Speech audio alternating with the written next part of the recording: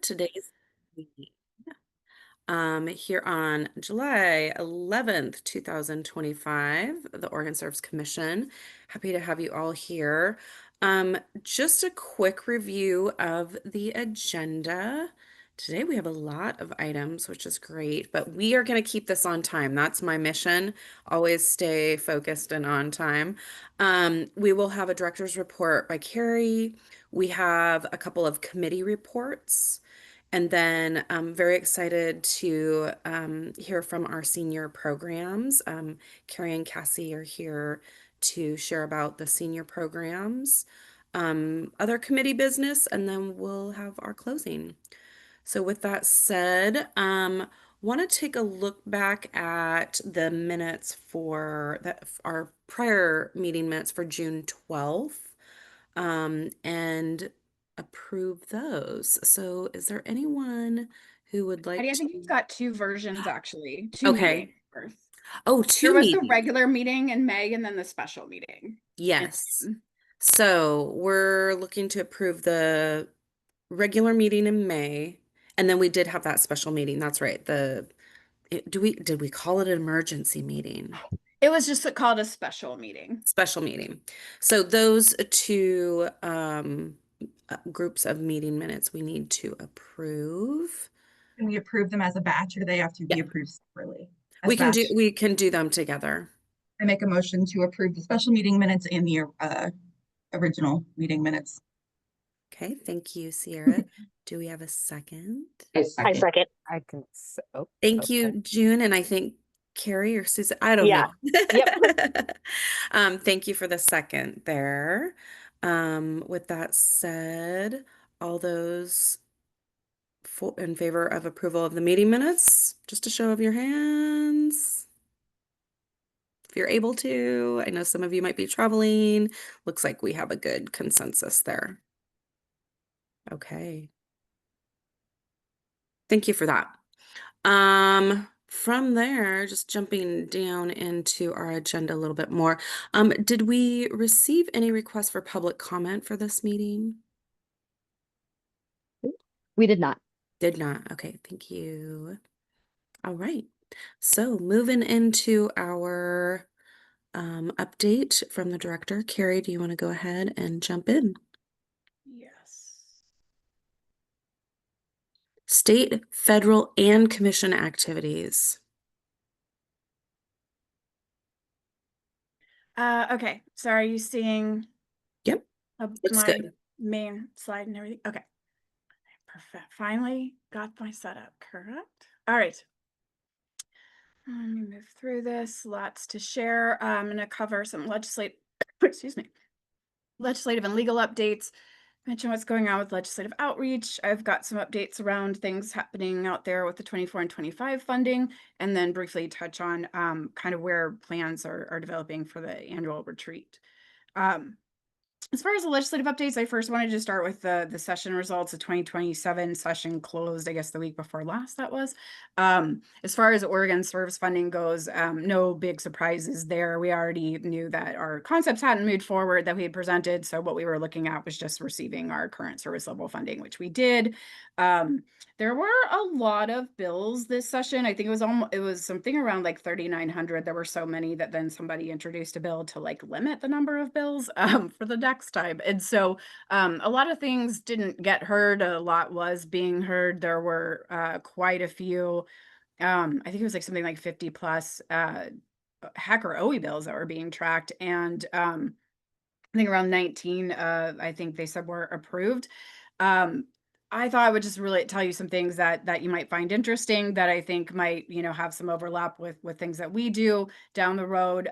For one, HB 2024, that was basically a grant that went to OHA, Oregon Health Authority, that would allow them to offer scholarships that could help with recruitment and retention of behavioral health care providers. I think that that's going to be something that within our NGA Policy Academy and like youth mental health core work and things like that, that we'll want to follow up on. I've kind of got on my list to do some outreach and talk to them a little bit more about that. Another one is SB 808. that is related to the hiring and promotion preferences for service within the National Guard. And this one in particular, I think is really interesting. And I think maybe offers us a chance within the Public Policy Committee. And I know that'll be talked about more later, but to reach out and kind of figure out how that went for them, because that's actually a concept that we have tried to see in place previously, which is that there would be state hiring and promotion preferences for service in AmeriCorps. So really excited to see that that went through, and maybe there's an opportunity here to then add on to that and see if we can get something going for AmeriCorps service. HB 2069 I thought was really interesting, and I'll be curious to see how this might impact things for any state agency and board and commission and department in the future. But that's a formal recognition and uh, structure being created for a task force on tribal consultation. So the expectation to come out of that would be that there would be some further guidance and framework for how state agencies must engage and be inclusive with tribal representatives within the state. State Board of Ed standards that address causes and effects of climate change came out under 3365. Very curious to see what that might look like, but I included it because I think that that is just good to know we're here in Oregon still, not shying away from that topic, that it is still a priority. It is something that, while we see in some other states that they're kind of backing off from wanting to talk about that due to the current political climate, that, we're still seeing this as a priority and implementing this and weaving it into the work that we do as a state. Some other interesting things, licensing boards being required to provide culturally responsive training. These are all sort of like various workforce related ones, but just kind of also knowing what you all do, that I thought you'd find these interesting. There's another one, increasing opportunities for disabled persons to attain employment. And then one that it kind of like lightly affects us, but SB 837 is where Oregon Health Authority sought to expand the definition of emergency healthcare volunteer so that they could include them within their tracking and training and so forth for their emergency response volunteer system. The way the statute was written, you really needed to be like a doctor or an EMT and or someone that provides healthcare. But their emergency management volunteer group really would benefit from having like a hospital administrator that knows how to triage and organize, groups of people or something. And technically, because that's not a healthcare provider, they couldn't be included in their grouping of eligible persons to work with and for volunteer emergency response. So that was successful for them. And I think that there's probably going to be they also received some funding, I think, for their system. And so I think that we're probably going to want to piggyback off that a little bit when we talk with ODM and ourselves later around what we're doing with Orvid and finally maybe seeing some bills passed for that. So those are some different ones I wanted to highlight. Also wanted to say, I know session just ended, but I thought it would be a good idea to say, guess what? We're ramping back up for 2027. The work never stops. But I shared this with the Public Policy Committee recently. And I wanted to share it with you all. You're like, why is she already talking about this? We just closed session. Because the timeline actually starts again this fall for 2027. So if you're not familiar with session in Oregon, 2020, every other year is long and short. So a long year would be positions, concepts, funding, etc. A short year, which is 2026, would be like technical fixes and stuff like that. So for 2027, just as an FYI, because this is going to be, really relevant when we're talking about like our state plan development and various like committee goals development. Basically August through October is really going to be a time for us to start coming together and talking about like what we want to go for again. Because as you can see, then pretty much from October, November, December, there's a lot of internal then discussion, approval, back and forth, edits and adjustments that's going to happen, because in January 2026 is already the deadline to get it to the Department of Administrative Services and governor's office, start hearing from them what adjustments are needed or what's going on. And as you see, it just starts proceeding through next year till you get to the point where you've got filing deadlines, you've got your final packet to submit, which would be like your equity analysis, your fiscal impact, and so forth. And then session's just going to be right there again in January 2027. So I just wanted to kind of ground us in that timeline a little bit of what's going on. Any quick questions on any of that? No questions, but thank you for showing that timeline because it does, I mean, Kind of it's jolting, right? it is, and it's so important. I mean, it just continues to remind us that we need to continually be working with legislative staff and our representatives because the work never stops. Even though they're out of session, the work is still continuing. And So it's so thank you important, for Patty, that. because one of the things that I think is a big barrier we've seen repeatedly happen for us, and I was talking about this with Casey Reynolds at Ask recently when he said, "What do you think are one of the big barriers?" And I said, we're not listed in their bills at the gate. They're already having conversation and thinking they know who all the organizations are that would be part of a bill, and then it gets drafted and put out there, and now we're clawing to get in it. And that's an uphill battle. And that is really, I think this does go to show that, like, the conversations need to start way earlier, for sure, for sure. So a little bit of legislative outreach is happening. Congresswoman Dexter is interested to visit again. Her past visit that I was coordinating had to be canceled, and then she had to go out of the country for I think it was to El Salvador for what was going on with that at the federal level. So we're talking again. I'm talking with her state reps to have her scheduled again to visit. Likely, I'm going to be reaching out to a few programs in North Portland, Northeast Portland, to schedule that. Uh, Hoping to also see if I can get another Senator Merkley visit during August recess. I did have a chance to participate in a call yesterday with Senator Merkley's staffers. It was Voices for Service coordinated. So it was Voices for Service, which is a national group. There were various AmeriCorps senior programs representatives on their core network, et cetera. We were able to share just what's going on, a little bit of updates about, how the grant terminations impacted all of us, and what's going on currently with the current withholding of funds, which you're going to hear a little bit more about later. But there's approval of congressionally approved funds that aren't being released that are negatively impacting us all. So it was really great to hear them, and they really stress that they do want to get regular updates. And I also have gotten confirmation and a request from Congresswoman Dexter's staffers as well to receive regular updates. So that's something I'll continue to do via email. Also, there is a state caucus event happening in Boston that Casey Reynolds, had let us know about in a reception. So we'll be doing some invites out and trying, letting our state representatives know, like, if you're at the big state, rep conference later next month, here's this event, here's this chance to learn more about AmeriCorps. Really hope you can go. Here's kind of what's happening in the state. So I'm going to really just use that as a vehicle for some outreach to local representatives. And then, as I mentioned, just, can make sure to give those regular status reports. I think there'll be more additional August recess opportunities, but as of right now, that's kind of what I've got going on. As far as legal updates, that is a lot. There's a lot happening. We know that June 5th, preliminary injunction was granted. This stated that AmeriCorps must return things to the status quo. After, prior to April 25th, when they sent out the grant termination notices. Unfortunately, it took 3 weeks to receive any information on how programs could do that. And there wasn't much that we could do about that. The systems, the processes, procedures were all in AmeriCorps' court. So there was, those are their systems. And so we kind of had to wait for that. I think that did, made it a little bit difficult for some to bring members back, because simply the time is of the essence here. They've got bills to pay. They need an income.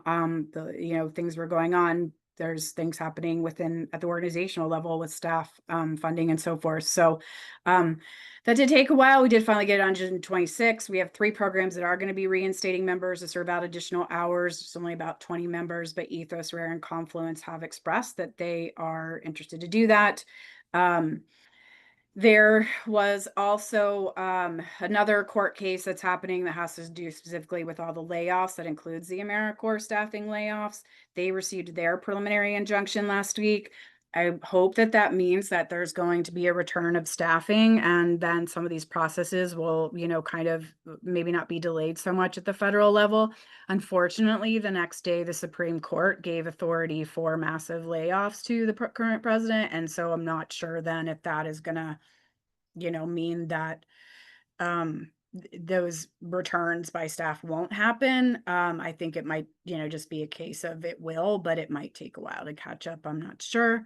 So we'll keep you posted on that. But as of right now, we're definitely still seeing the repercussions of the delays due to the limited staffing that they have. But I know they're working hard on it. There is a status report hearing on Monday, July 4th for the multi-state lawsuit. I've got a little bit of a more about that here. As of right now, they've not appealed, but we are a little bit concerned that if they did appeal the preliminary injunction, that would then mean somehow then AmeriCorps would not be liable for the costs that were just incurred when the programs brought back members. So it did do some advocacy within HEC, and we have received a promise for some financial support in case those 3 programs that are bringing members back were to find out that happened. And so we'd be able to back that up. But I don't think that's going to happen, but just in case, we'll be letting them know that we'll be following up on that and sorting that out so that we can provide some assurance in that area. One of the things, though, that is happening is that a lot of funding that is meant to come out for 2025 is not coming out. The OMB is currently withholding the congressionally approved funds. Those funds were approved in March. The concern here is that they're seeking to impound those funds, which is essentially a way that they're able to override congressional authority. Because of this, programs can't start. They were due to start July 1st. There's, now a risk of additional program closures and program and staff layoffs. There's a lot going on this past week around this. I've been collecting testimonials from AmeriCorps Seniors programs, updating, DOJ and others. And as I understand it, the court has ordered a status hearing from AmeriCorps on Monday to find out what's going on, in particular around that issue, because it may, this is just my understanding of it. No, this isn't the words of anybody else, but as I would understand it, if you're returning things to status quo, you shouldn't be withholding any funds. That would be not returning to normal processes. So I think they want to get on record, find out, what's going on. And so I did just before this meeting get an email that had shared that they put on the District Court of Maryland's website, some information about not all hearings are ones you can listen in on, but apparently you can listen in on this hearing on Monday. And so I've shared the phone number and access code there, and I can send that out later as well. So just really quick, moving in then to the funding updates, as I mentioned, so we received our no cost extension on our 2024 grants, and we have gotten our 2025 commission support grant, but we are also being impacted by these withheld funds. Our 2025 KIF that we were supposed to be awarded June 20th has not even been reviewed in the system. That the KIF and then AmeriCorps Vista, AmeriCorps Senior, AmeriCorps National Direct, and AmeriCorps Competitive funds are all being withheld. And again, these are congressionally approved funds. So we don't see any movement on that application. We are, letting who we need to know how that's going, what the status is, how that will impact us. I have, I'm working the legal team stuff on that. So, eventually right now we're kind of in a place where, since we have our no cost extension, that provides us some room.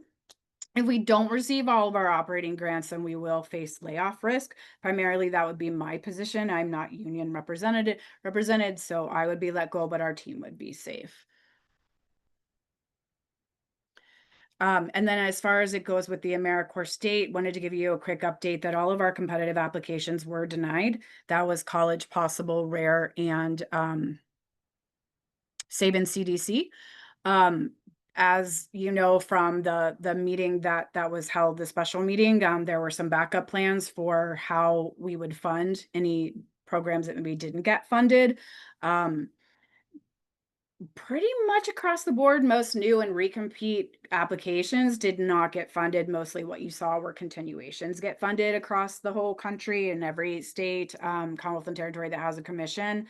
I'm actually not super surprised now that I think about by that because we know that the Inflation Reduction Act and the cap on that brought on, and the raising of the living stipend meant that positions were gonna go down. I mean, we had always been told for a while there it's gonna go from possibly like 75,000 to 45,000 positions across the country. And we knew it had to come from somewhere, and so, but we didn't know where.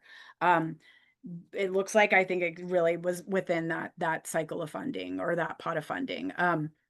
So the OregonServes staff, I mean, has been really amazing with just like all of these new conditions and scenarios and things that were going on and pivoting really quick to figure out, recalculating and sorting out what to do about that once they received that notice. Um, we were going to be able to bring those programs in utilizing our unexpended funds and whatnot, but Rare and College Possible actually withdrew from 2025 funding. We did have a risk then that we actually did at that point not have enough applicants for our state allocation. And so they made some the kind of like their plan B and C that they had told you about and brought in another one that I think weren't fully sure if that was going to be a planning grant or an operating, but they did offer an operating grant. And I'll show you who our portfolio is going to be after this. But all together with all of these things going on, all of these impacts, all of these, the repercussions of funding uncertainty, losing funding and then getting it back this year, not sure what's going to happen next year. We've had a pretty big turnover of our portfolio, and very many of our long-term larger programs have shut down, with one organization dissolving altogether, which is CoreJ. But Rare, MFS, Ethos, College Possible, and UCAN have all discontinued their programs. Yeah, Heidi. So this question came from another group I'm a part of, but I'm also curious, of these programs, are they seeking out funding sources and other ways to continue their work, or not that you've heard Oh, of? to continue the work altogether. Yeah. Well, I think Rare is shutting down temporary, at least like they may in the future apply like in another year or two. So I don't know if that's if that program's completely shut down or on pause. CoreJ is dissolving as an organization. MFS obviously has a vast amount of services, and the what I don't know what their plan is, but I do know that like one of the projects that AmeriCorps members were doing that just got hit altogether because it was funding for the electric vehicle program and electric the transportation access program, where Right. that got hit from the infrastructure funds being pulled. And then, that affected the Portland Clean Energy Fund funding, and that funding just that whole thing sort of collapsed. And so I'm sure that that's shutting down. But I'm not sure how they will fill the other services that members were providing there. College Possible is continuing their services in a different program model, just not Okay. utilizing AmeriCorps members. So it's sort of a variety. Ethos actually was going to not likely apply again anyhow. I think they're kind of looking at their program model, looking over that because they're Portland based and their programs are operating in Eastern Oregon without a headquarters there. And there were some logistical challenges. So Okay. it's a real Thank you. variety. Yeah. Yeah. Thank you. Do So you this do is you have an update on UCAN? Sorry, I saw You UCAN.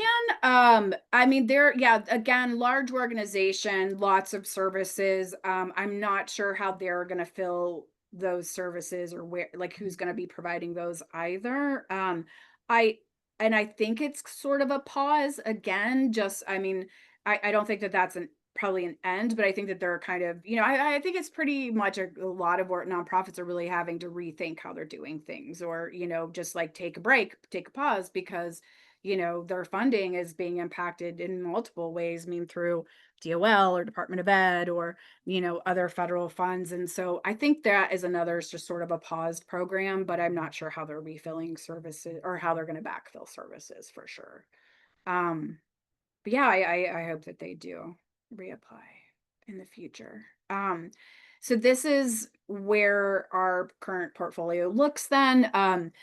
For Confluence, Heart of Oregon, Stronghold, Salvation Army, Society of St. Vincent de Paul, Rogue Workforce, Sabin CDC, and then Forest Grove. And then we have the placeholder funding, which is funding that will be for if we have a future program to fund within this cycle, and potentially for some more additional youth mental health core funding. We can leverage those funds with that private grant. So we're really excited. I mean, a lot of new names here, a lot of amazing work, but it is very sad to see, long-term programs go and all of that historical knowledge and those relationships and I know it's been really hard on them. This uncertainty. All right. I have 2 minutes, so I might actually not go too over this time. So really quick, annual retreat. We're still sorting out that scheduling date there, I think. But what we normally do for those of you that are new is we use that meeting for like some workshopping, for some training, and for just sort of some like housekeeping issues around things like policy approvals, bylaws updates, general business. And so it's normally a combination of a short, like regular board meeting, and then like a day where we might have like trainings and facilitate discussion and so forth. My goal as of right now is to focus in the regular meeting, the things that are listed there, which is the policy approvals, bylaws, updates, the handbook changes that we're making, approvals, and then any general business. And then for the retreat gathering day, which is like would be the in-person day if we're just doing like one in person and say like a virtual meeting, would be if we can, coordinate a site visit. And then there's a lot of stuff changing with the public meeting laws and some new updates and some things we just learned as staff too that we want to bring Ethics Commission in and share on. We've had them come in the past. We have a lot of new members, so I thought that would be good. I wanted to ask to come in and give a presentation on just kind of what's going on, big picture. Maybe talk a little bit about some things that might help us with like some future planning and so forth. And then generally, sort of use that as like service plan development kickoff time. As I understand it, and Kelly, you might need to help me with this. As I understand it, I think September 26th is the day that most people said they were available for the in-person. Yeah, it was between the 12th or the 26th. We had just about the exact same number of people for both. Okay. So that's generally what it's going to look like. A little bit more planning still happening. I want to talk with the executive committee, about shaping that agenda and then confirming those dates and so forth, and how we want to break up that time for essentially what is a 2-day meeting, but what might look best. So that's kind of where we're at, and I think that's most of my updates. I will, give it a pause. Thank you. And if I might say, knowing that the 12th and the 26th are potential for our in-person retreat, if folks can sort of put a hold on those dates until we pin that down, that would be great. It's good to know what's going to work best for folks. Thank you for all of the updates. It's been really busy, clearly. It's always busy, but this is a different kind of busy. So we're going to shift into committee reports. Let's start with public policy. Is that you, Sierra? Yeah, and I actually don't have too much to share because most of what was in our report out, Carrie addressed this morning. It's a Friday, y'all, just now. But as she mentioned, the 2025 legislative session just ended, and the timeline for the 2027 session planning is earlier than you would expect. So most of our focus right now is getting ready for 2027 and analyzing our priorities and looking at what we have submitted as legislative concepts in the past, what we might want to move forward this time, and then working with the membership committee to see how we might partner together on some various initiatives. The biggest update that for right now is one, as Carrie just mentioned, our annual meeting. If you have any input on training topics or speakers, please let Carrie know. And then the second thing is we have a new opportunity for Ask's National Advocacy Academy. We have 2 open slots for the next cohort. So this Advocacy Academy is training around advocacy, around best ways to get in touch with your representatives, best methods for communication, that sort of thing. So as we're sitting here right now, does anybody have any interest in taking one of those 2 slots? It's a really great opportunity. It's online, it's at your own pace. Susan Taylor, fantastic. Anybody else? Shanika, great. And this doesn't necessarily mean that there won't be future opportunities for the rest of you. This is just what's open and available right now. So that means the next cohort will be Susan, Shanika, and Craig. And just a reminder that if you're an individual member of States for Service, which I think is like 25, yeah, like it's $25 a year or something. I think a bunch of us joined as individuals to like not take up the slots last year. But you get the access that way too. So if you didn't know that and you're a member, take advantage of it. So that's all I really had to say. I don't want to take up too much time because Carrie addressed most things, but just know that we're hard at work, making sure that our public policy reflects our mission and values as a commission. Thank Thanks you, all. Sierra. Thank you. And to those who are participating in that Advocacy Academy, what a gift that is. Like, that's a lifelong gift because the learning that comes out of that obviously will serve the work of the commission and what we're doing on behalf of AmeriCorps and Ask, but really just lifelong, all of the advocacy work that you'll do throughout your life. So thank you for participating in that. And then membership. Who do we have here for membership to report out? Oh, Carrie. I'll mention really quick though too, one thing is that we're Casey Reynolds from Ask, who does like works. So Tyler is like the lobbyist essentially, and then Casey does a lot of the like public policy development work and stuff, and runs the group of state policy, the state policy work group like that I'm a member on. And then it's Kyra and Tyler that run the public policy committee one that I'm on. Casey has said that just recently at the public policy committee that he's been just kind of, tracking all these different like state policy and legislative concepts that went forward this past year, and noting like what was successful and what wasn't, and what was maybe behind the ones that failed, or the barriers, and what really helped the ones that passed and so forth. And so he had shared that he was going to call a meeting together to be including people like us that are on this public policy committee, to just sort of talk about like how can we like leverage these experiences and all of this data and research and like work that's already been done for this next session, and really maybe do some like coordinated work together on some of these things, because a lot of us states like in these types of like our public policy committee on this board, we're most of us are kind of looking to implement a lot of the same things, like the state hiring priority, or the added funding to the Ed Award, or in-state tuition and all of these other things. And so we've kind of started a library of all of those concepts and those memos that he's put together in the public policy committee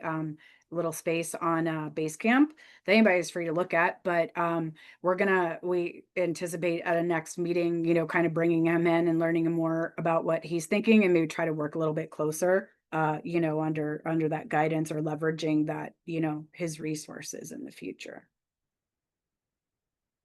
Because we're going to get a legislative concept through this next time. We're tired of not seeing our concepts go through. But yay to state tax exemption, though, on the Ed Award. We did have a very amazing one go through in the past. And I think we're still only the 6th state that has gotten that to go through. So it's pretty exciting. Okay, so let me go to membership committee. I'll just report out. We don't have a chair yet. So I'm gonna do this really quick. Membership committee, I'm just gonna share a little bit on what's going on with membership and projects and priorities. You can see my screens, right? Somebody say yes. Okay. So right now members are Carrie, Jared, and Carrie. We are searching for one or two more members, and especially someone who will serve as a chair. Carrie and Jared already are chairing a few other things and ahead of a few other things. So they are graciously serving as members, but we'd like to see if maybe somebody else could share the time as chair. So if this is something that you're interested in, please let us know. And it doesn't have to be permanent. We definitely, we'll have a few new members coming in in September and then later on this year that we can, obviously offer to join as well. But even if somebody be interested to kind of share this leadership with me temporarily, that'd be perfect too. So reach out if you would be interested. And these are some of the projects that we're focusing on. So we are going to basically have some deliverables out of these next few months, finalize membership recruitment and retention process, kind of campaign, representation matrix where we can really identify where we've got some gaps as far as, representation from various communities, geographically, skill wise, different topic areas and so forth. Also, going to finalize the application review and approval process. So that would be more of a collaborative experience. So there's some new things that we're going to put forward around meeting facilitation processes. I actually presented to the I think it's about 300 people, was all the different directors from the governor's appointed boards and commissions group on making board and commission meetings more inclusive and accessible. And one of the things, in addition to kind of the digital materials and whatnot, or just some facilitation processes that could also be implemented to make them more accessible. And so I'd like to have put those forth for adoption. We're updating charter, going to be finalizing some additional positions that we would like to put forth, and then I think then put into the bylaws. These would be things like additional ex officio positions, and again, like some of the ideas I've mentioned in the past of having maybe representation from other governor appointed boards and commissions, so that we could have that alignment and collaboration happen there, and also reduce some of the burden to the very heavily asked certain communities that are just over asked and don't have the capacity. A commission DEIA assessment, so an annual assessment on how we're doing with implementation there, and being able to identify some gaps and barriers and areas for improvement, and some successes too.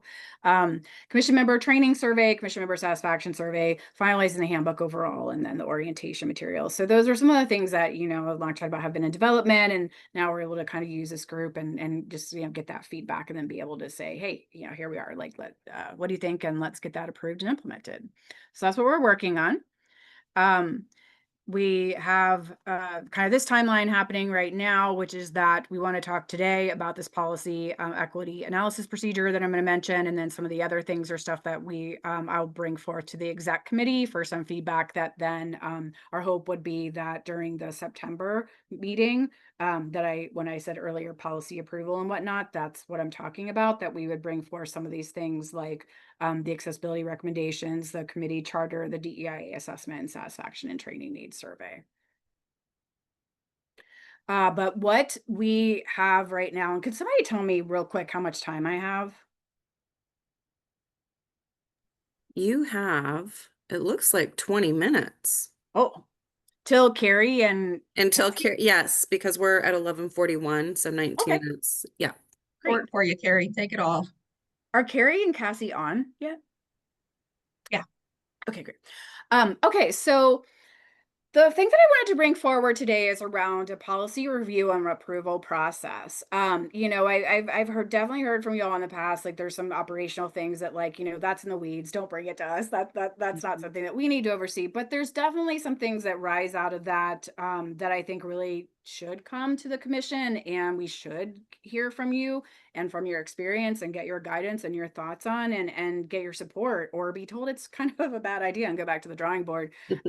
And especially those are things that could have, that really should be looked at by a larger group of people outside of our bubble, because of the impact that it could have. And so we don't really have a process for that. And I'd like to introduce one. And this would basically be the framework for if we have a policy that we bring forth, that there's a way for us to do that, that it's been checked, that there's a way for others to weigh in on it, and there's a way for you to sort of, not grade it, scored it, but score it, but have some sort of framework for making that decision. So this would be useful for us as staff. It might be that it's something that, a commission member themselves will use, or maybe if it's a policy coming out of the, we're going to do kind of this overall approval of some things that we need to, like get in place, at the September meeting, but in, future past that, if there's various policy that a committee would put forth, this would provide them some way to answer questions and document and show that we're thinking of these things and thinking about how we may be impacting others. I don't want this to come across like, oh, you're just doing a checklist. It does involve checklists, but I think that it's a way to be accountable. That, if we're saying that we have these DEI standards that we're living up to, then I think it's showing our work. But I think it's also building the muscle memory. And so I do think it's important to have this documented and not just have it be, yes, it's the vibe. Yes, it's our belief or value, but here's how we literally make sure that we're accountable to the process. So the components of this would be that, so for the policy details, a public comment piece, and then discussion and approval framework. And I'm putting this forth. So this is something I had put together. Jared and Carrie have reviewed this, and we're happy with how it looked. We're putting it forward to you all to sort of say, what do you think? And are we missing something or whatnot? If you would like to vote and approve it with any recommendations today, that's great. Or if you would like, at the end of this, we think it needs to be approved in September. The timeline that this impacts is that I know that there's a couple of policies that the staff are really itching to bring forward that would impact our NOFOs, our no funding opportunities, that will come out in like November. So that's sort of the last kind of, moment we would have to do this. So we really want to get this in place. And I did inform the staff that I would make this a top priority, knowing that they've got a timeline they're working against, to bring some things forward and get it approved and implement this. So if possible today, that'd be great. But I know that this is the first you're hearing of it. Yes. Yes. Because it's the first that we're hearing of it, I would like to ask that we have some time to review it and look at it in our next, like, for approval, or The September one. yeah, in our September That's what I meeting. was Yeah. kind of expecting, but I was like, if you all just felt really great about, like, I'm not going to stop you from approving it today, but I was anticipating it would be for September. Yeah. And with that said too, and maybe it needs more conversation, just sort of, so we're looking at this being in narrative form, or No, it would actually be like a form, like you would fill in a form. I just pulled out details. oh, okay. Okay. Yeah. That I'm Great. going to go through. Yeah, I would ask that we, unless there are others who feel like they want to vote on this go round, I just feel like I would need more time to look through. Absolutely. Totally understood. So the policy details document is one that's really used for the person that is putting this forward. What we have in the form is that we would ask them for that background. So it's the statement of purpose. Is it a new issue? Is it improving an existing issue, or disparity? What the actual policy language is, and then how that ties back to the goals of OregonServes. Then there's some questions asking, what would be the potential or intended impact? And again, this is just sort of like, we'll have it set up as a form that has like these sections that would be filled out in question form. This is just my summary. It would ask more around like, what are the persons or groups or communities that be affected? How would they benefit directly and indirectly? And then how it impacts equity. So this might be helpful to give you an example as you're hearing this. Commissions can charge up to 2% of against the administrative budget of grantees. So if a grantee got a $200,000 grant and 5% of that is budgeted towards admin costs, commissions are allowed to actually charge up to 1 to 2% against that admin money and withhold it for their own overhead costs. We, for many years, charged 1% because research had shown that was what our grantees could handle. We didn't want to charge 2. We paused it during the pandemic. There's some reasons that we might want to bring that back, but we think that that's something that should be a larger conversation. So that would be like an example where they would put something together and say, hey, here's the benefits of, charging this or not, how it would impact. This is how we heard from others, how it would impact them. So that's kind of an example of one where, yes, it's operational, but we feel it has a larger impact that it's appropriate to bring forward. So then, the person submitting this would need to put forth some information around like, did they talk to others about this and ask them how they would be, impacted? Sure, Sierra, go ahead. Just in case anybody's wondering this in their head, Carrie, do you want to mention what you told the Public Policy Committee about why this work was living in the membership committee? Oh, well, because it's an operational process of the commission. And so the membership and development committee is where I kind of see like those kinds of things happening. It's less like a public policy thing and more just an operational process for the commission itself.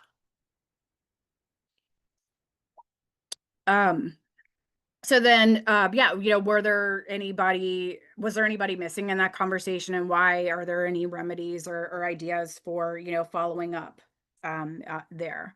What would be the implementation details, and how would, what would be an inclusive communications and training plan? So if this is something that gets implemented, whatever that policy might be, then how will you communicate it, notify others, train on it, and so forth? Also some questions around like, so how was data used to inform the design of the policy? What was the outreach process to collect data? And then, how will this be judged for effectiveness and impact over time? And how would data collection analysis be disaggregated on demographics and identities? Not all of this would apply, but I think they were really, I base this on sort of examples I found elsewhere and on the HEC equity lens and the state of Oregon equity lens, and found that these seemed that they would most apply to sort of our circumstances and the work that we do. So that would be, again, a form that the group or person putting it forth would answer these things. Another piece to it would be a public comment piece. So it would be where there would be required time to do outreach on this policy and ask others their thoughts. And so we'd set up a process, like a form that we could make notice that this is happening. And it may be that it's only to our this type of thing. It might only be to our grantees, and we say, hey, here's a place you can give us our feedback, or it might be a more broader group. But then we would provide some space for people to give feedback on that. And these are some of the questions that are currently in that form. Just asking, like, if it's clear, how could it be, improved? Where do they see like the strengths or weaknesses?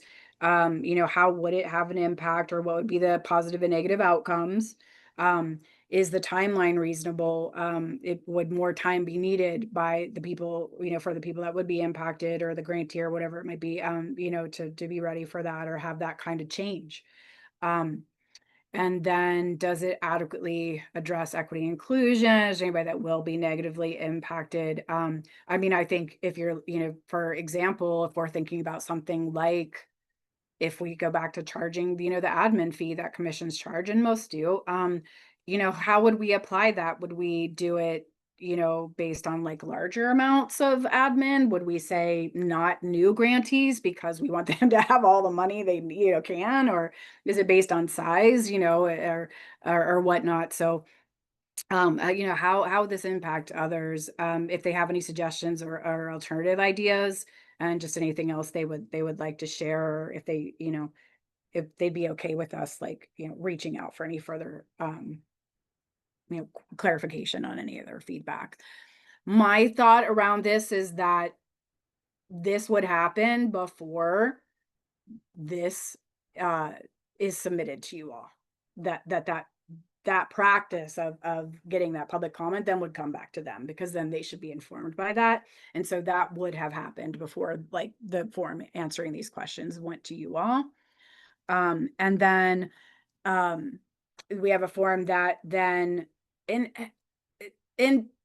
how this ends up looking logistic, I'm not positive, was sort of like example questions for, or kind of scoring sheet or whatnot, I guess, for you all to use. And I think that that's where we really kind of are wondering too, like, how to implement that, what practically, but essentially there's just some framework questions for the commission to consider when they're hearing and reviewing this, and ensuring that, like, they feel like this really, like, hits the spot of what we want to be accountable to for, what we consider appropriate when, policy. So just asking, like, does it address it effectively, considering the needs and perspectives of others? I gotta take a seat, close other. Does it cause any for, additional barriers? It might help in this area, but then how does it impact this other group? And so, yeah, does it promote diversity and representation decision making? Is there a policy for establishing measures for evaluating effectiveness and whatnot? And then, yeah, just kind of all along the same line of that, asking questions about feedback, or getting feedback, and how data will be collected. And then it's the same thing, will there be inclusive communication and training and so forth. So that's it really. As I said, there's, actual forms that these go to, um, are connected to this. But that's a summary of the questions and the process. So I guess I'll just kind of open it up and hear what you all think, and what you think maybe we might still want to work on, or especially like if you have really good ideas for how you do this elsewhere, like, please, we're all ears on that. So Susan, I saw your hand. Yeah. Yeah, I have one question and one tiny bit of feedback. First of all, that was a tremendous amount of work. So thank you for and really thorough. And as a grant writer, those are all the questions that you would answer to write a grant. So those all look very normal. One tiny suggestion I would have for the commission review questions is, instead of having a yes or no answer questions, would be to have a rubric with, 1 to 5, how well did this address DEI, or how well did this address, very well or not at all. So you have a little bit of a scale. oh yeah, okay, Um, yeah. that's yeah. But a question I have is, who who are the people or the groups who are able to submit these policies to the commission? Is it commission members, committees, staff, constituents? Who will these come from? Will they come from us to us, or Yeah, where do they come from? well, so staff definitely, like the example I gave of a few that they've got, on hold right now, that they would do that. And then, and in most cases, like, grantees would really be who they would be interested to get comment from. And then I figured, well, I guess why wouldn't we use it internally too? That if, like, a committee, has some stuff to put forward, that they could use that to give to the rest of the board, and use that as, walking through those steps and processes. Probably not so much the, like, outside of that though. Okay. Because I think if it was like constituents, that would be more like, they've come and given a public comment for us to consider and said, like, here's an idea of something you all should do or a policy that you should do. Yeah, through those. So they've got that process to use. Do you Okay. think it has more applications?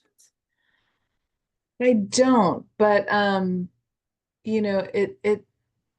it could be a lot of work to put these answers together. And I I think know. that's part of a thoughtful process of creating a policy is having those conversations and making those determinations.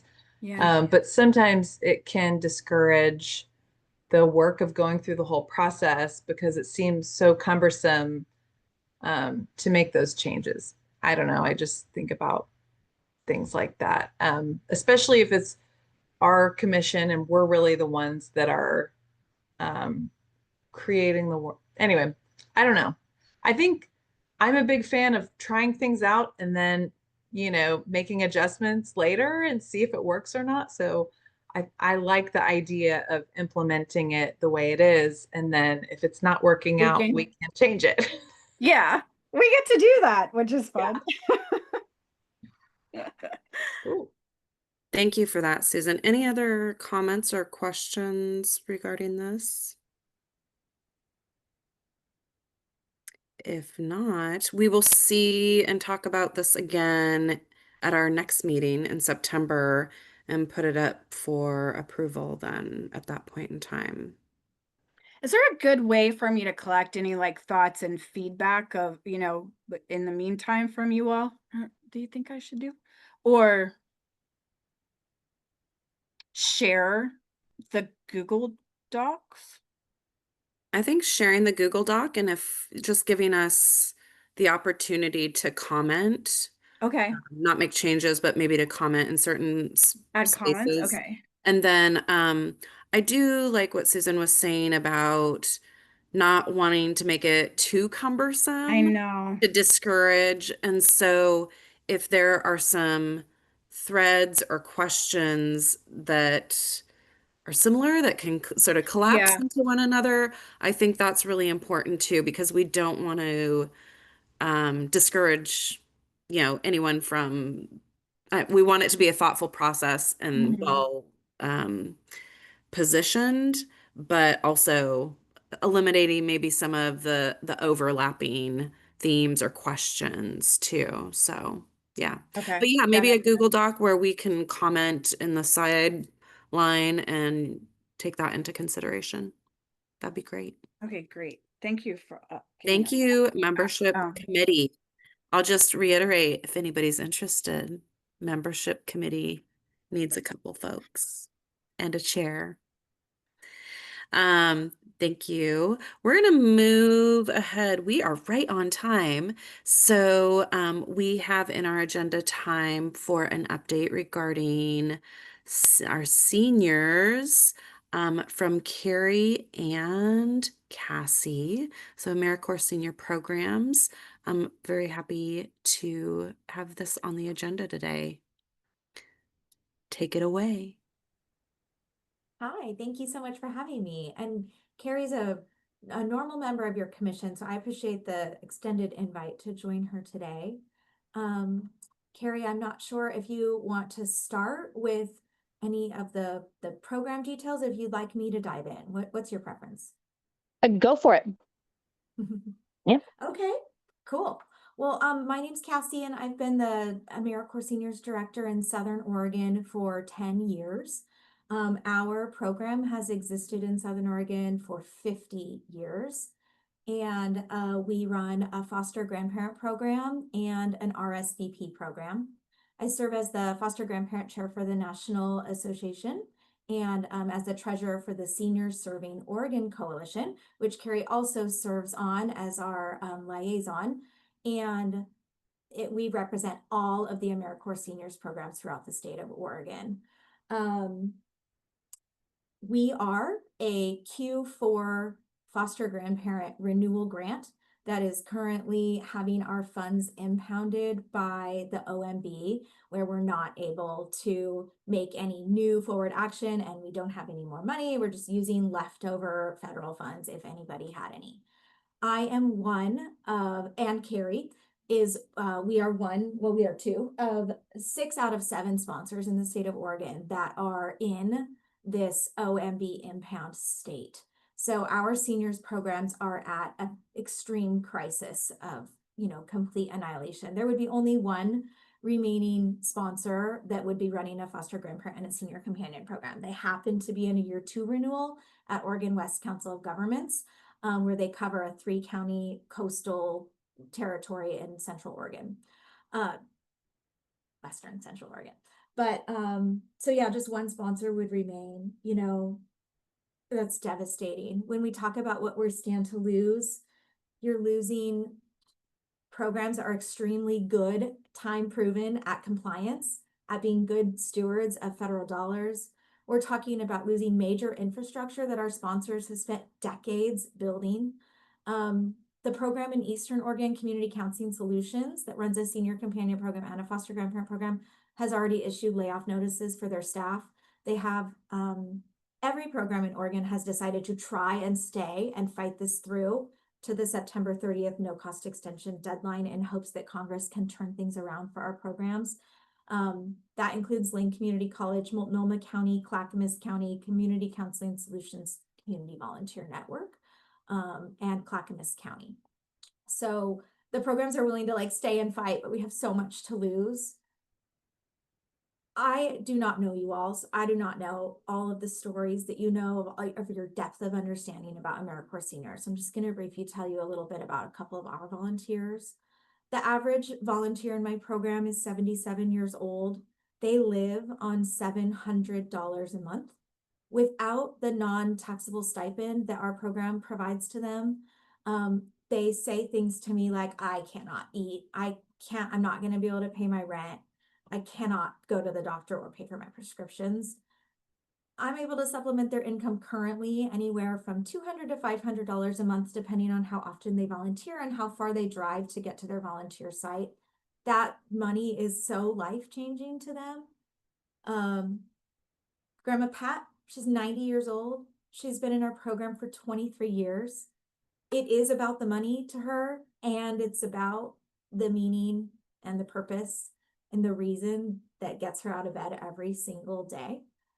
She tutors kindergarten kids, supporting their emotional, social development, and their belief in themselves for the future.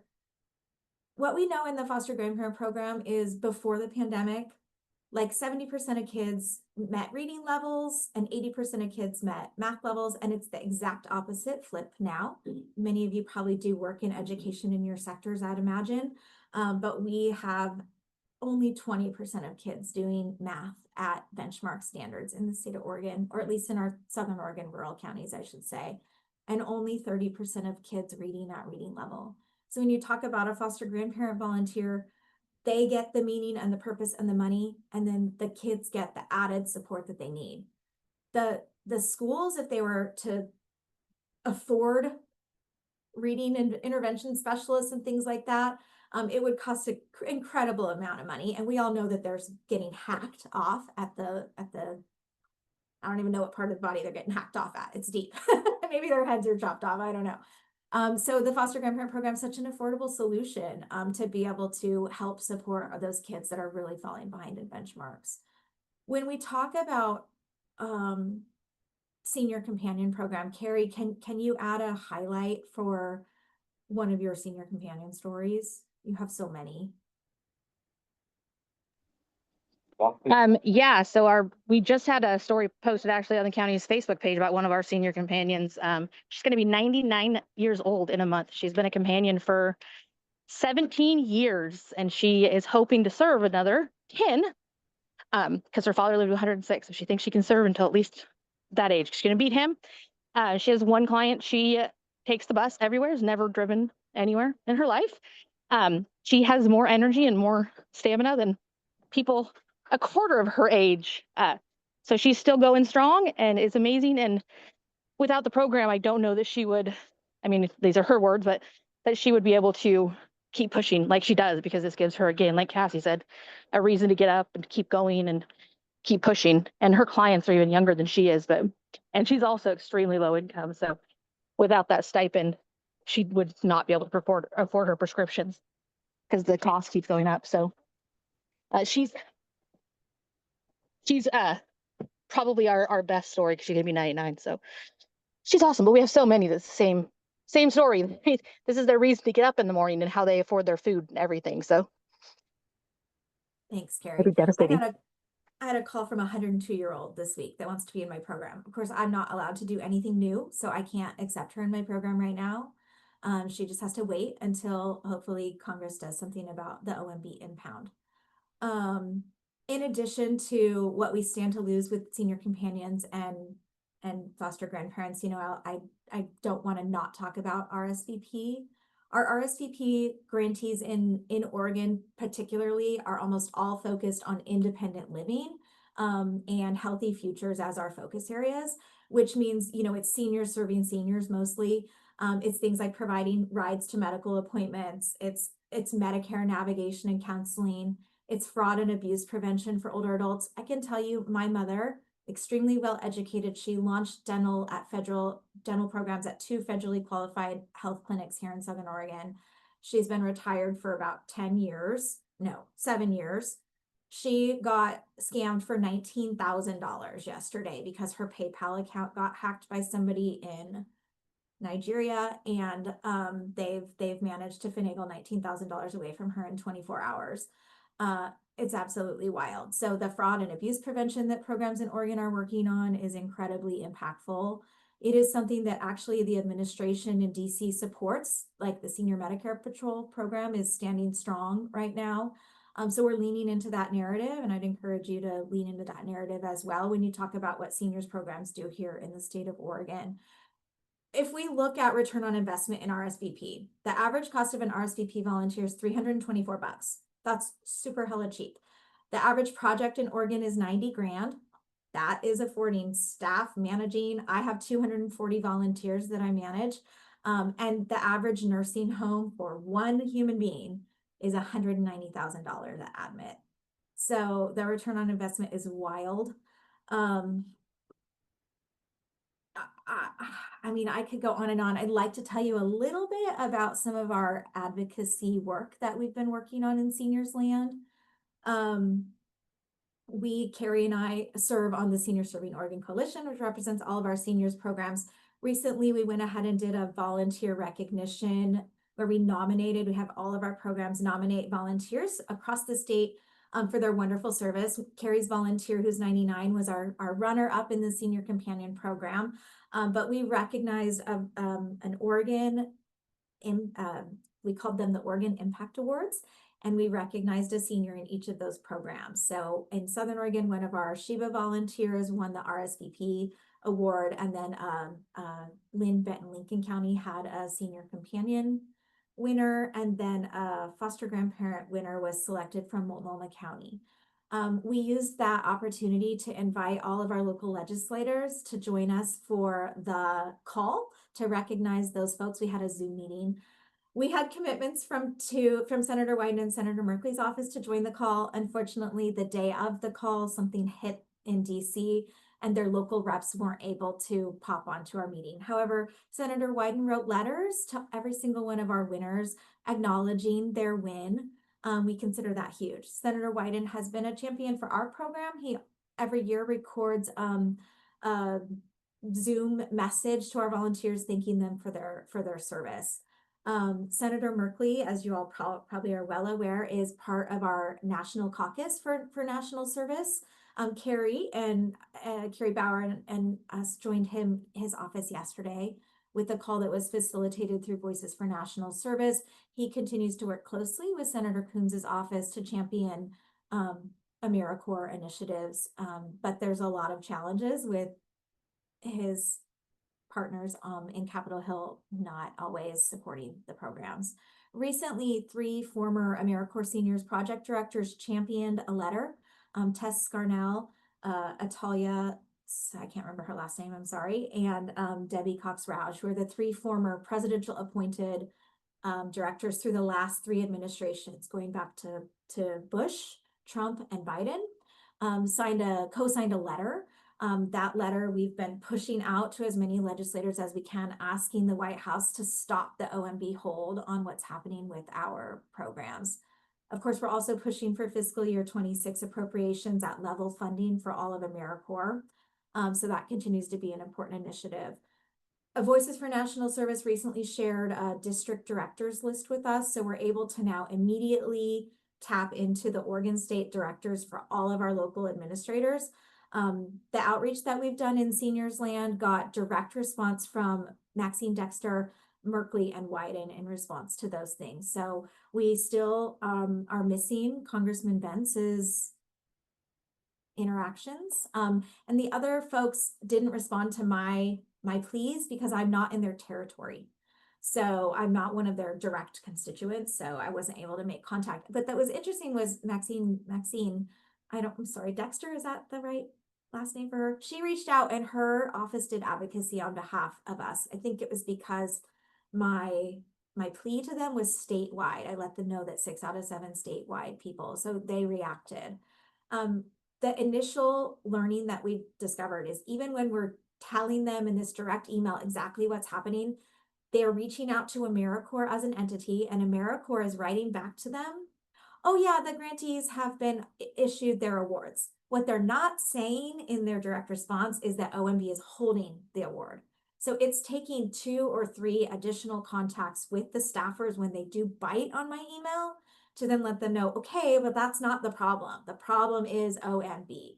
So I would just encourage you in any outreach that you do to keep reiterating, don't quit when they say, okay, sure, but AmeriCorps says you have your award. You have to push them to the next level because they don't know. They don't know who we are. They don't know what we do. They certainly don't know the difference between AmeriCorps Vista and CCC and seniors. They have no idea. Cassie, can I Yeah. ask you again? So you got a response from Dexter and whom else? Merkley and Wyden. So maybe we could I know who my representative is and sort of push out some of your messaging as a constituent. Happy to do that, and maybe a few others on this call. So share maybe what you had shared with them but didn't get a response to, and we can sort of help lead that as well from our end. That sounds Are great. you all okay with me sharing our roster emails so that Cassie can then send people, if they would like to, and in their personal time, send those asks and follow up with those items? Awesome. I have to point out, yeah, Bence is nobody's really able to get any engagement on that side, and that is where a lot of that power is being held. So I think we need to continue to figure out, like, Vince's local field officer served on my board of directors for the last year, and just recently quit Vince's office and went to work at a different entity. So I had a little bit of a backdoor, although he wasn't overly helpful with me politically, unfortunately. But I understand. He's still a great board member. I respect and appreciate him. But yeah, I lost that insider weave that I kind of had there. I was hoping to work that angle quite a bit, and it never came to fruition. But understood. yeah, I guess I've kind of talked all my talking points. I appreciate you guys letting me share with you more about seniors. Carrie, do you have anything extra that you want to add from your perspective? So I just, when you were talking, I wanted to just put a plug in for senior companions. I know you don't have that down there, Cassie, Yeah, but please. our senior companions serve hundreds of clients every year. And for those that don't know about the senior companion program, is they get assigned a client and then they visit them every single week. And these are people that don't have family. They don't have friends. They're really homebound. Sometimes the only time they make contact with somebody is when our volunteer goes to their house. We had one lady that when we assigned her, she had not seen another person for a month because her groceries are delivered. She doesn't get to communicate. She doesn't get to talk to people. And they're like so desperate for that interaction. And it has probably saved many, many people. But another thing that our companions do besides that is they're helping to watch over these clients. And we've actually been able to catch and report fraud because our companions are like, okay, this is kind of getting weird. And then they call us and then we're able to call and report this. So we've been able to stop them from having things stolen. There was one that we didn't, then the lady ended up losing her home and everything because she wouldn't listen to the investigators that kept coming telling her trying to get her to stop sending the money, but nobody would have ever known if it was not brought up by our companions because they see them every week. They know when things change. They know what their routines are. They help them fill their medications. So without them, I mean, it's going to be devastating and catastrophic for, we have nearly 100 clients just in Clackamas County. So it'll not only for our volunteers, it'll be devastating, but also the clients. So that was it. Just a plug for senior companions too. Thanks, Carrie. Yeah. It's I don't have I those mean, direct service stories. it would be devastating to lose these programs. Like I mean, it's just making such a huge impact in people's lives. And I will add to that, Greg, our commission member who has the National Direct Jesuit Volunteers Northwest, is also impacted by this OMB withholding. He let me know this morning he's got 95 members ready to go, recruited, a 25% increase, I think he said, from last year that they can't, place because of these funds being on hold. And then obviously it's going to have a negative impact too on us with our KIF. But this is hundreds of seniors in Oregon across, I think from the information you shared with me, Cassie, I mean, it's like 10 different counties in Oregon, and it's every single seniors program. Because as I understand it, the one that got the continuation, I think is going to have some issues too. So, I appreciate you taking the time out and sharing this and just like keeping us informed on this. I'm definitely, continuing to let the DOJ and the governor's office know what's happening. So if any changes, like please let me know, and hopefully we'll see something get resolved here. I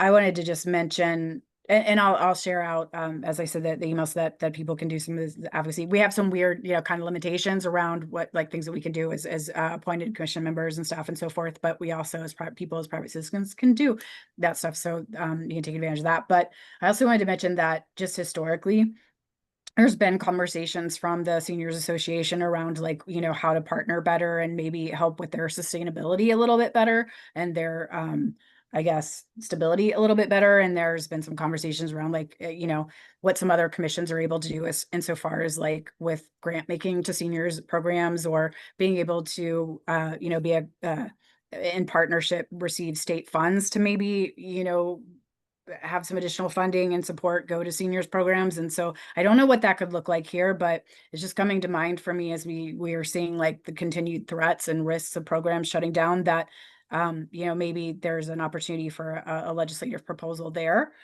between ourselves and the association, to discuss, the state maybe playing a role in providing some funding as we continue to see threats to federal funding. So I think we'll want to probably bookmark that for discussion in September. Sounds great. Yeah, there's several states across the nation where the state has provided match funding for their seniors entities. Oregon's not one of those. Minnesota is one of those. So there are some models out there for how that has played.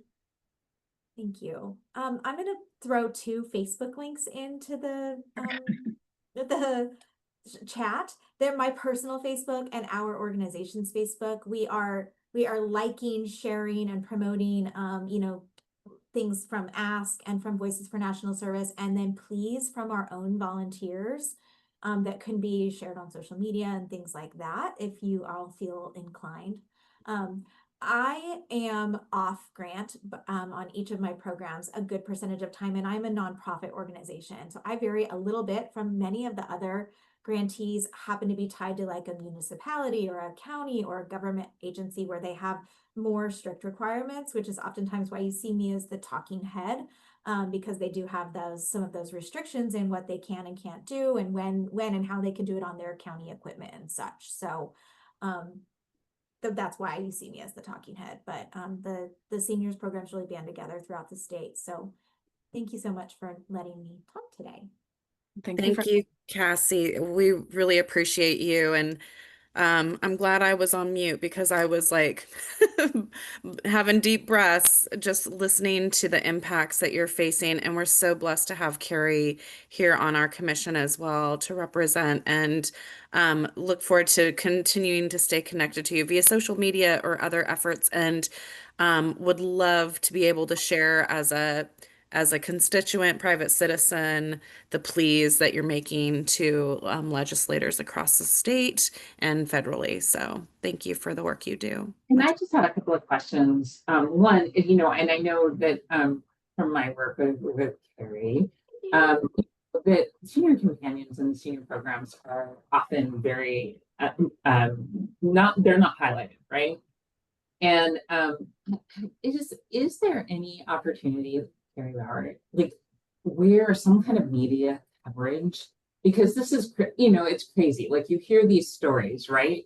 And I know at least in the Portland area, there's a couple of local news outlets, right, that do more longer, in-depth type of news articles. And I think that, when you hear, because the senior companions, along with a lot of AmeriCorps, it's such little money. I mean, in the scheme of things, it's like, it feels like a dollar. I mean, seriously, because there's so much more federal funding here.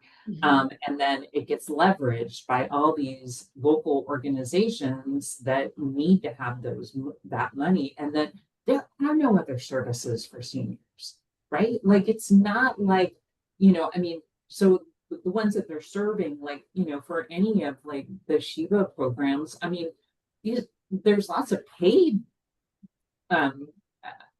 programs that you can get, but it's not unbiased information for Medicare. And the same with senior companions. Like they may get, some kind of housing voucher, but there just aren't those services even available. And so I just wonder about that. And I also wonder if it's like, and I don't know enough about AARP's like involvement or advocacy. No. Any of this, because they have, I know, a huge legislative arm, and I was just curious if they're involved in any of these conversations, or if that's, they're not for a reason, because I know that they did administer some of the senior programs at some point. I reached out to Bandana, and she happened to be like right before the 4th of July, and she happened to be on vacation and hasn't responded to my email. I'll shoot her back another one. We meet 4 or 5 times a year down here in Southern Oregon, so I'll resurface it with her. Their advocacy team is pretty amazing, so at least their Southern Oregon ladies are badasses. Okay.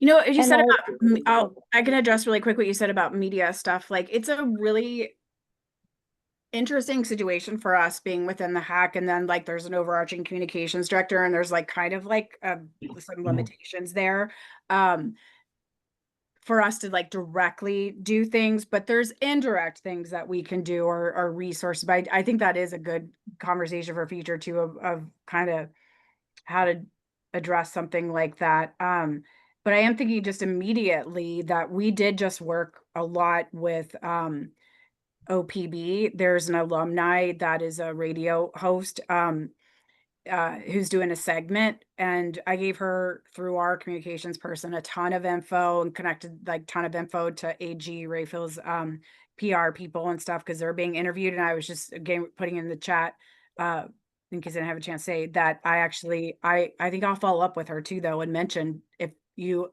Cassie, are okay, you, Carrie, Cassie, are okay if I say, hey, like if you want to like talk to some more people, here's kind of another development that's going on, and maybe get some exposure that way, see if she'll reach out and be interested to include you in kind of what's going on in that segment, because I don't think it's aired yet. I think it's later this month. And it's sort of like a whole expose of like recorded and live interviews and like all the background and stuff. That would be great. Love that. I don't have those restrictions like many sponsors do. So yes. Thank you again, Cassie and Carrie, both, for the work you do and being here today. It's very helpful for us to hear from folks in the field. And we hope to be able to support you even further and look forward to, hopefully in the near future, a good update of news sooner rather than later. So thank you. We do only have about 4 minutes left in our agenda time here today. So I just want to do a quick recap from our agenda today. with committee business, just thinking about old business that we had, I know in our previous meeting in June, we had talked about a letter to go to members, and I know a few of us reviewed that letter. I just wanted to get an update as to where we were with that as old business. Carrie, did you have any updates? Yes, I have sent it. I have a couple of communications that Ben and Ramona, the director and deputy director of HEC, need to kind of sign off on. And so they do have the letter, but I don't have it back yet. So I'll keep you posted on it. No worries. Thank you.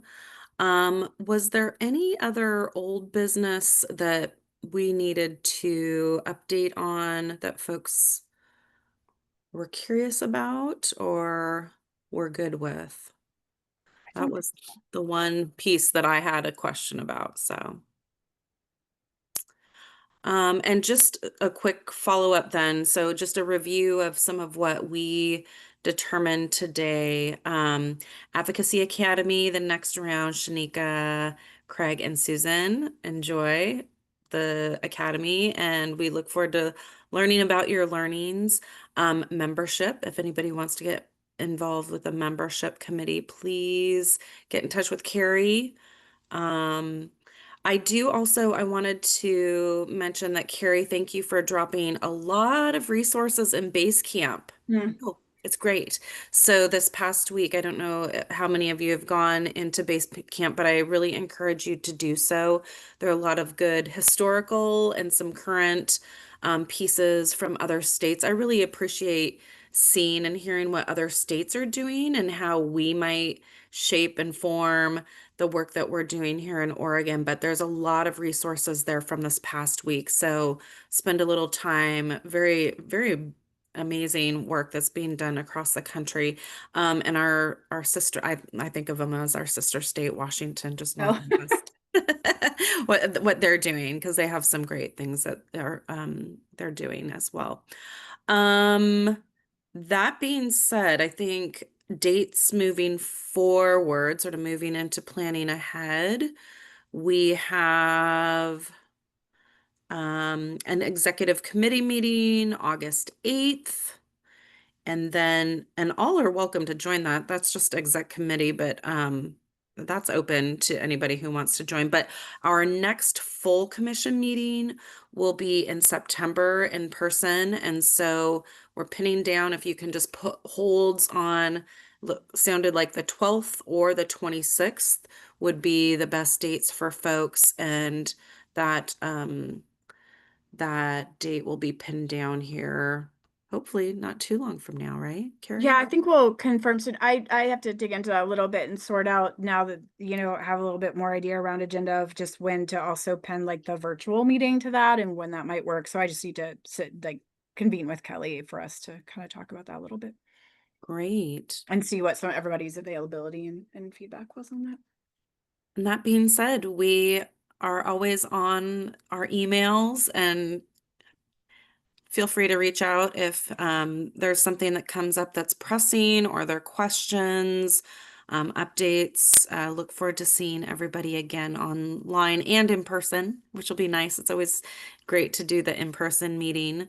And I'll go ahead and close the meeting here at 12:30. Thank you, everybody, for showing